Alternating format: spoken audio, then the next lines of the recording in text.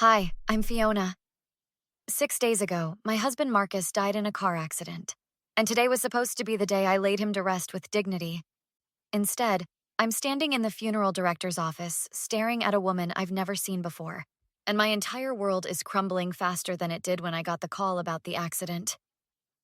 Mrs. Chen, I'm so sorry to pull you away from the service, Raymond, the funeral director, said. His hands were shaking as he gestured toward the woman sitting in one of his burgundy chairs. But this woman showed up with some documents. I thought you should see them before we proceeded. Documents? I looked at the blonde woman. She was maybe 35, wearing a black dress that was way too expensive for someone I'd never met. Who are you? I'm Vanessa Morrison, she said, standing up. Her voice had this edge to it, confident and cold. Or should I say, Vanessa Chen? I'm Marcus's wife. I actually laughed. That's impossible. I'm Marcus's wife. We've been married for 12 years. Really? Vanessa pulled out a folder from her designer purse. Because according to these marriage certificates, Marcus Chen married me 8 years ago in Nevada. Which would make your marriage, well, not legal. Raymond cleared his throat. Mrs. Chen, Fiona, I didn't know what to do. She has documentation, and she's claiming the right to make decisions about the burial. Let me see that. I snatched the papers from Vanessa's hand. The certificate looked real. Too real. Marcus's signature, a marriage license, everything. This is fake. It has to be fake. It's not fake, Vanessa said, sitting back down and crossing her legs like she owned the place.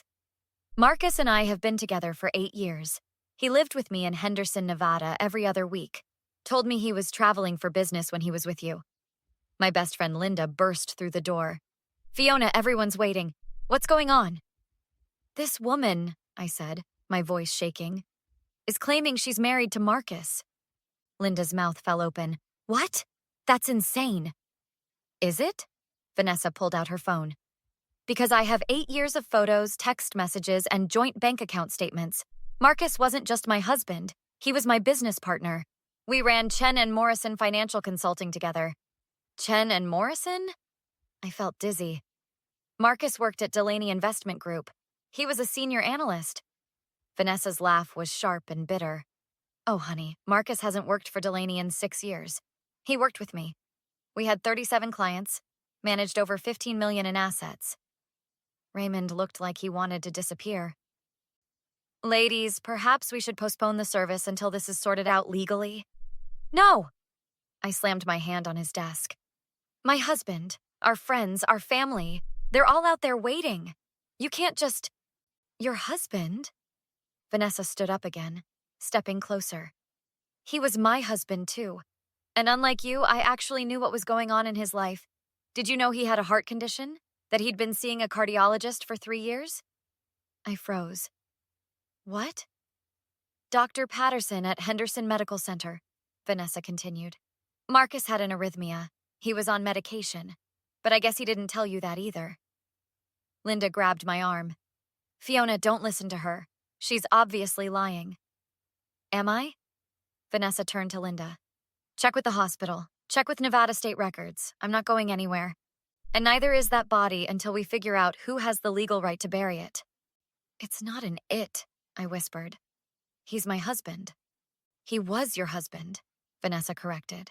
Before he married me, which makes your marriage void. Which means legally, I'm his widow, not you. 3 days later, I sat across from Detective Sarah Brooks in her cramped office at the precinct. Linda was beside me, and we'd just spent 2 hours going through everything I knew about Marcus's life. So let me get this straight, Detective Brooks said, flipping through her notes. Your husband supposedly worked at Delaney Investment Group, but they have no record of him being employed there for the last 6 years? That's what they told me when I called, I said. My voice sounded hollow even to my own ears. They said he resigned in 2019, and they assumed he'd moved to another firm. And this Vanessa Morrison has documentation proving a marriage in Nevada 8 years ago? Yes, Linda interjected. But Fiona's marriage to Marcus was 12 years ago. So legally, wouldn't Fiona's marriage take precedence? Detective Brooks shook her head. Not if Fiona's marriage was never legally dissolved and Marcus entered into a second marriage. That makes him a bigamist, which is a crime. But it also creates a legal mess about who has rights to his estate, burial decisions, everything. My phone buzzed. It was Marcus's brother, Derek. I put him on speaker. Fiona, what the hell is going on? Derek's voice was tight with anger. Some woman named Vanessa just contacted me claiming she's Marcus's wife. She's asking about his life insurance policy. Life insurance? I sat up straighter. What life insurance? The policy Marcus took out 4 years ago, Derek said. The $2 million one. He made me the beneficiary, said it was for tax purposes, and that I should split it with you if anything happened to him. But this Vanessa woman says she's the rightful beneficiary because she's his legal wife. Detective Brooks leaned forward. Mr. Chen, this is Detective Brooks. Did your brother ever mention having financial troubles? Any reason he'd need $2 million in life insurance? Marcus was always good with money, Derek said slowly. But now that you mention it, about 2 years ago, he asked me for a loan, $50,000. Said it was for a real estate investment that fell through. I gave it to him, and he paid me back 6 months later. Did he say anything else about his finances? The detective asked. No, but... Derek paused. There was this one time, maybe a year ago, when he called me drunk. Started rambling about how he'd gotten in too deep, how he'd made mistakes. I thought he was talking about work stress. He hung up before I could get details. I felt sick. Detective, what do you think is going on? I think, she said carefully, that we need to look deeper into Marcus's business dealings. If he was running a financial consulting firm with Vanessa, we need to know if it was legitimate. Linda's eyes widened. You think they were scamming people? I think there are a lot of questions that need answers, Detective Brooks said. Mrs. Chen, Fiona, I need your permission to access Marcus's personal files, computer, phone records, anything you have. Of course, I said. Whatever you need. Derek's voice came through the speaker. I'm coming back to town tomorrow. Fiona, don't trust this Vanessa woman. Something doesn't add up. After we hung up, Linda turned to me.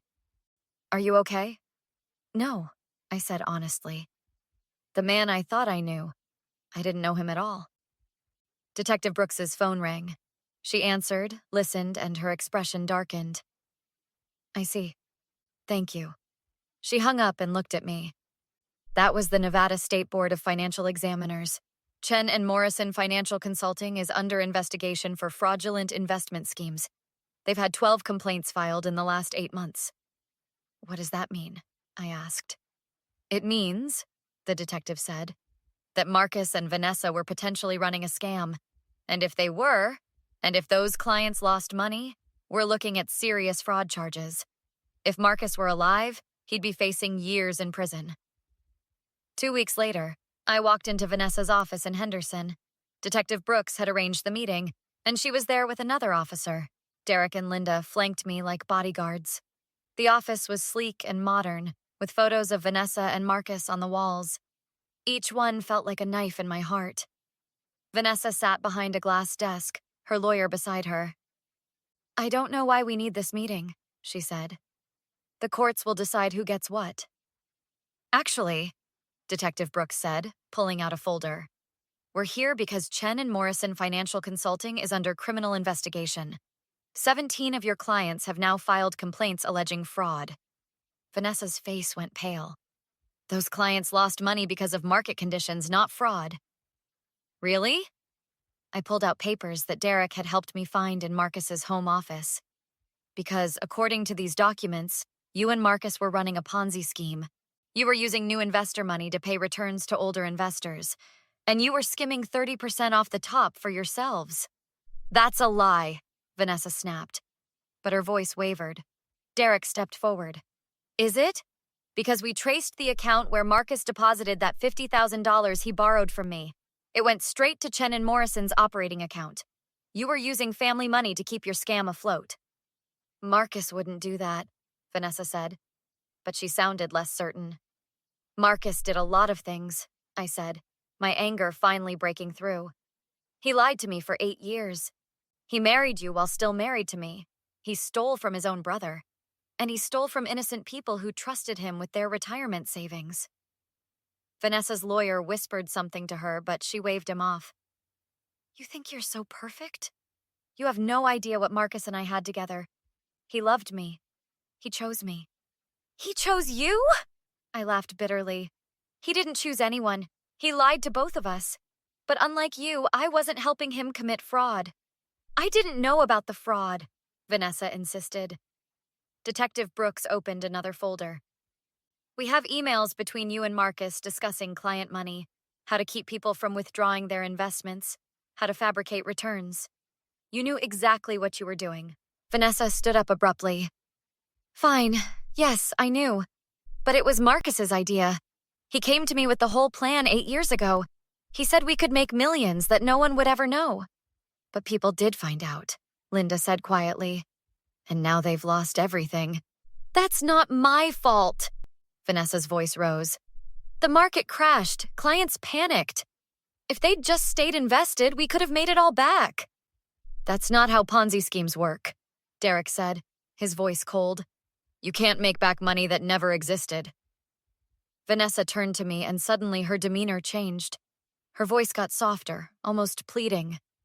Fiona, look, I'm sorry. I'm sorry about everything. Marcus lied to both of us. Maybe we can work together, help each other through this. Work together? I stared at her in disbelief.